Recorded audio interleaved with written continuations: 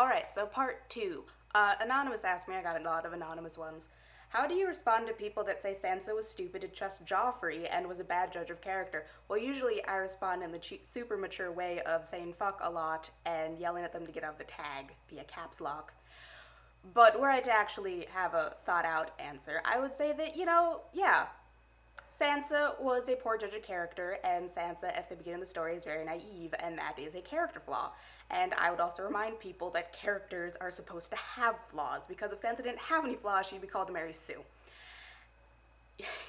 And yes, Sansa, it was not the smartest thing to trust Joffrey, but we also need to remember that Sansa is 11 years old.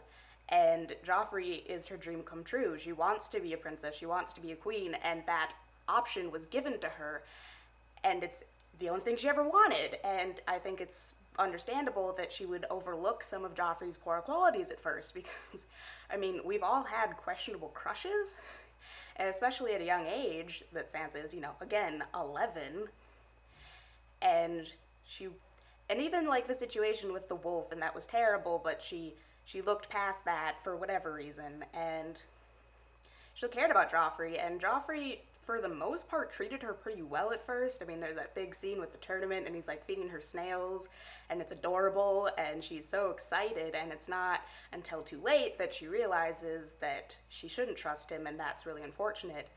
And I think that her starting out as so naive is important to her arc and her character development. I mean, I just started reading The Clash of Kings, and in the first Sansa chapter, there's a line about how, she had loved Joffrey and she'd loved Cersei and she wanted to be part of that family so bad. And they repaid her love and her trust by completely fucking her over, and she's never gonna trust anyone like that anymore. And so, yeah, and she grew out of that and she's growing out of that. And I think that's great because character development is supposed to happen. And I see some people describe Sansa's arc as a redemption arc, and I don't agree with that because I don't think Sansa has ever done anything so bad that she needs to be redeemed for it because she's a child. And she put her trust in adults she was taught to respect. And yeah, I have a lot of feelings about Sansa, but those are my feelings for now. Last question. Another anonymous person asked me, if you could meet 5 people from Tumblr, who would you meet? That's an evil question, and I'm not answering it. Because there's so many people from Tumblr I like to meet, like pretty much everybody I follow. But I mean, if you want a couple off the top of your head, I'd love to meet all of these Sansa fans I've connected with, and just my fandom friends. Sansa Snarks and I recently started following each other, and I'm really enjoying her. And Samuel is a great Sansa fan.